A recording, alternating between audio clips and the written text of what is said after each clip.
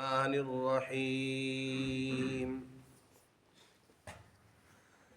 ذلك عيسى ابن مريم قول الحق الذي فيه يمترون.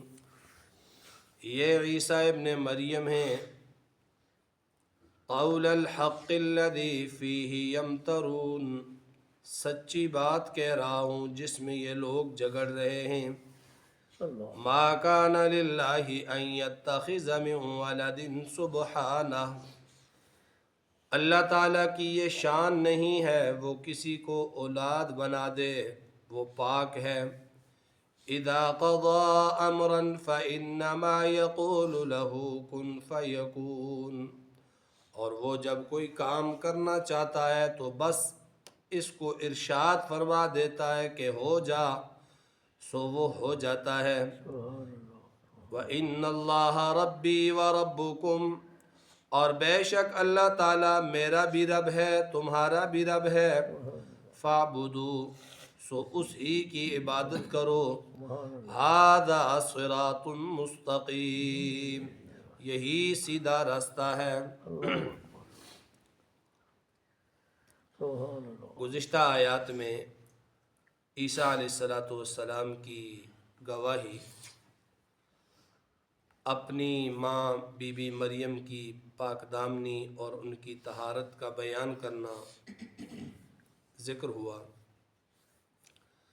آج کی ان آیات میں، ان دو آیتوں میں اللہ تعالیٰ کا کلام ہے. اللہ تعالیٰ نے بات کی عیسیٰ علیہ السلام کے بارے میں، اور پھر آگے عیسیٰ علیہ السلام کا کلام ہے. فرمایا ذالک عیسی ابن مریم، یہ ہیں عیسیٰ ابن مریم جن کا تعارف پچھلی آیات میں پیش کیا گیا. ان لوگوں کے لیے کہ جو عیسیٰ علیہ السلام کو اللہ کا معاذ اللہ بیٹا بناتے ہیں اور اللہ کی اولاد مانتے ہیں. فرمایا کہ ذالک عیسی ابن مریم، یہ ہیں عیسیٰ مریم کے بیٹے، کہ کس طرح اللہ تعالیٰ نے انہیں پیدا فرمایا اور ان کی پیدائش کا سارا واقعہ جو اللہ کی قدرت کی نشانی ہے وہ بیان کیا. تو یہ عیسیٰ ابن مریم ہیں. ان کی والدہ بی بی مریم ہیں. اللہ کے حکم سے جبریل امین کی پھونک مارنے سے ان کا حمل ہوا، اور پھر اسی طرح ان کی ولادت ہوئی، ان کی پیدائش ہوئی. تو ذالک عیسی ابن مریم، یہ ہے عیسیٰ ابن مریم کا تعارف. قول الحق الذی فیہ یمترون، یہی سچی بات ہے، یہی پکی بات ہے جس میں یہ لوگ جھگڑ رہے ہیں. یہ لوگ اس میں جھگڑا کرتے ہیں کہ عیسیٰ علیہ السلام کو اللہ تعالیٰ کا بیٹا بنا دیتے ہیں، اور بعض ایسے ہیں کہ عیسیٰ علیہ السلام کو خدا بنا لیتے ہیں. بہت سارے فرقے عیسیٰ علیہ السلام کے متعلق عیسائیوں میں پیدا ہوئے. تو اللہ نے فرمایا حق اور ثواب بات یہی ہے کہ عیسیٰ علیہ السلام حضرت مریم کے بیٹے، اللہ کے بندے اور اس کے رسول ہیں. فرمایا ما کان للہ ان یتخذ من ولد، اللہ کے لیے مناسب ہی نہیں، اللہ کے شیان شان ہی نہیں کہ وہ کسی کو اپنی اولاد بنا لے، کہ اس کا بیٹا ہو. یہ اللہ کی شان کے لائق ہی نہیں ہے، یہ اللہ کی شان کے مناسب ہی نہیں ہے کہ اللہ کسی کو بیٹا بنا دے. کیسے کہ اللہ تعالیٰ کو اگر اس صفت کے ساتھ، باپ ہونے کی صفت کے ساتھ متصف کر دیا جائے کہ عیسیٰ علیہ السلام معاذ اللہ اللہ کے بیٹے ہیں، تو پھر اللہ کے لیے جنس کا ماننا لازم آتا ہے. اور جنس جو ہے وہ حادث ہے، وہ فنا ہونے والی ہے، وہ ابدی اور ازلی نہیں ہے.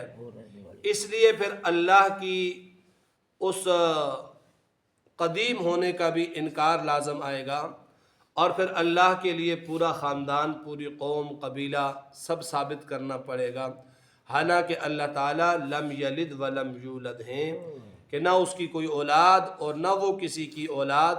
وہ ازلی ہیں، وہ قدیم ہیں، وہ ہمیشہ سے ہیں، وہ ہمیشہ تک رہیں گے.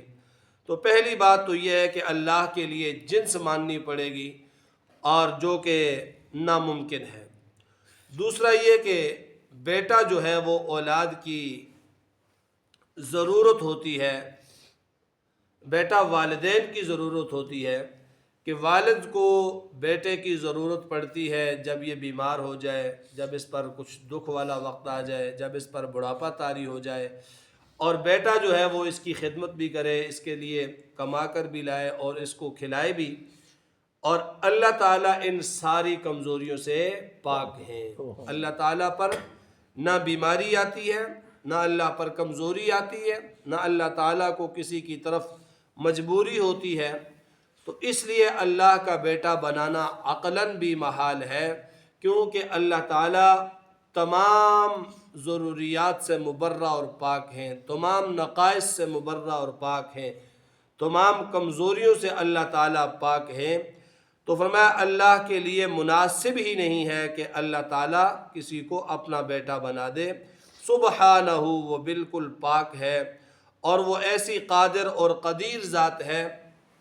اذا قضا امرا، جب وہ اللہ کسی امر کا ارادہ کرتا ہے تو اللہ تعالیٰ کو فإنما یقول لہ، بس اللہ تعالیٰ اس امر کے متعلق محض اتنا ارشاد فرماتے ہیں کہ کن ہو جا، بس اس سے بڑھ کر کچھ بھی نہیں۔ کن اللہ کا یہ امر کن ہے، اس کے ساتھ ہی ہر چیز وجود میں آ جاتی ہے۔ یہ جتنی چیزیں اللہ نے بنائی، آسمان بنایا امر کن کے ساتھ، زمین ہے امر کن کے ساتھ، پوری کائنات اللہ نے بنائی وہ صرف امر کن کے ساتھ۔ بھلا جس کے امر کن سے عدم سے چیز وجود میں آ جائے تو اسے اولاد کی کیا ضرورت ہوگی، اسے اولاد کی کیا مجبوری ہوگی۔ فرمایا اللہ تو محض ایک ارشاد فرما دیتا ہے کہ کن ہو جا فیکون، پس وہ ہو جاتا ہے۔ اور فرمایا وَإِنَّ اللَّهَ رَبِّي وَرَبُّكُمْ، یہ عیسیٰ علیہ السلام کا بیان ہے۔ فرمایا بے شک اللہ میرا رب بھی ہے، وَرَبُّكُمْ، اللہ تمہارا رب بھی ہے۔ اللہ نے مجھے بھی پیدا کیا، اللہ نے تمہیں بھی پیدا کیا۔ جس طرح اللہ نے تمہیں پیدا کیا اسی طرح اللہ نے مجھے پیدا کیا۔ سو فَاعْبُدُوهُ، اس اللہ ہی کی عبادت کرو، اس کے ساتھ کسی اور کو شریک نہ ٹھہراؤ۔ ھذا صراط مستقیم، یہی بس سیدھا راستہ ہے کہ ایک اللہ کی عبادت کرو۔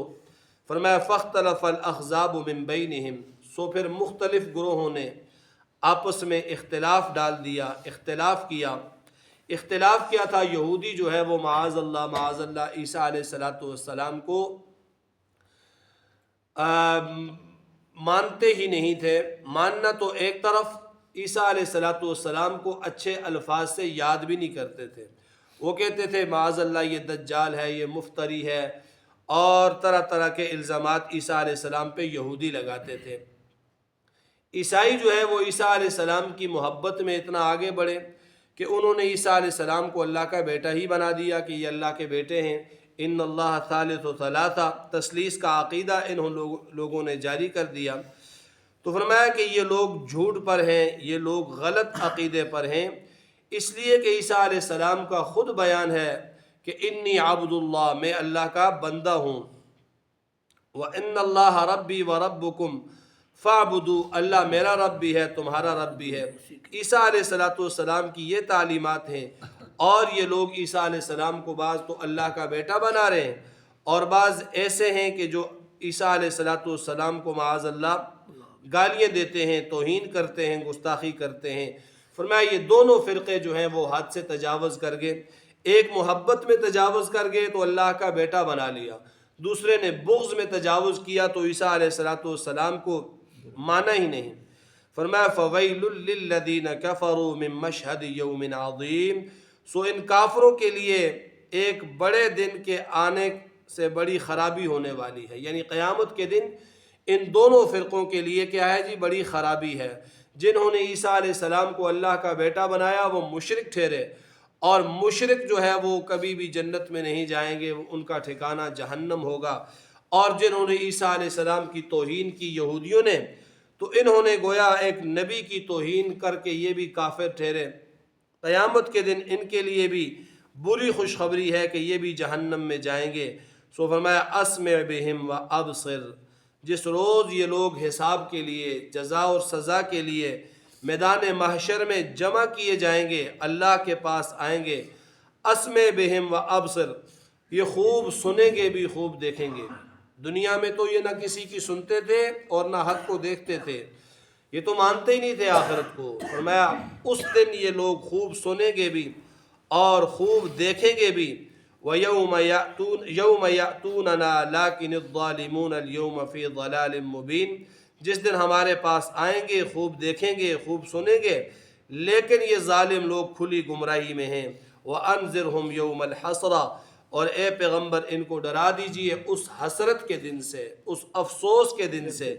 وہ حسرت کا دن کون سا ہے؟ وہ قیامت کا دن ہے کہ ہر آدمی حسرت کرے گا۔ ایک حدیث کے اندر آتا ہے نیک لوگ بھی وہاں پر حسرت کریں گے اور برے لوگ بھی حسرت کریں گے۔ پوچھا گیا یا رسول اللہ نیک لوگ کیوں حسرت کریں گے؟ بروں کی تو حسرت بنتی ہے، نیک کیسے حسرت کریں گے؟ فرمایا نیک یہ حسرت کریں گے کاش کہ جتنی نیکیاں کی اس سے اور زیادہ کر لیتا، کاش کہ دنیا میں جو وقت میں نے ایسے ضائع کر دیا تو وہ وقت بھی میں کام میں لے آتا۔ نیک لوگ اس کی حسرت کریں گے، اور کافروں کی حسرت تو ظاہر ہے کہ ان کی حسرت کیا ہوگی، کاش کہ ہم مسلمان ہوتے، کاش کہ ہم اللہ کو مان لیتے، کاش کہ ہم نبیوں کی بات کو مان لیتے۔ لیکن وہاں کی حسرت محض حسرت ہی ہے، وہاں سے نہ کوئی نیک واپس آیا ہے نہ کوئی برا واپس آئے گا کہ وہ اپنے معاملات ٹھیک کر کے آگے چلا جائے۔ فرمایا کہ وَأَنذِرْهُمْ يَوْمَ الْحَسْرَةِ، اس حسرت کے دن سے انہیں ڈرائیے۔ اِذْ قُضِيَ الْأَمْرُ، جب دوزخ کا فیصلہ ہو جائے گا۔ وَهُمْ فِي غَفْلَةٍ، اور یہ لوگ غفلت میں پڑے ہوئے ہیں۔ وَهُمْ لَا يُؤْمِنُونَ، ایمان نہیں لاتے۔ اور یاد رکھیے اِنَّا نَحْنُ نَرِثُ الْأَرْضَ، تمام زمین اور زمین کے رہنے والوں کے ہم ہی وارث ہیں۔ اِنَّا نَحْنُ نَرِثُ الْأَرْضَ وَمَنْ عَلَيْهَا، زمین کے وارث بھی ہم ہیں، زمین کے اوپر جتنی بھی چیزیں ہیں ان سب کے وارث ہم ہی ہیں، تمہارے پاس کچھ بھی نہیں۔ وَإِلَيْنَا يُرْجَعُونَ، اور تم سب نے لوٹ کر ہمارے پاس ہی آنا ہے۔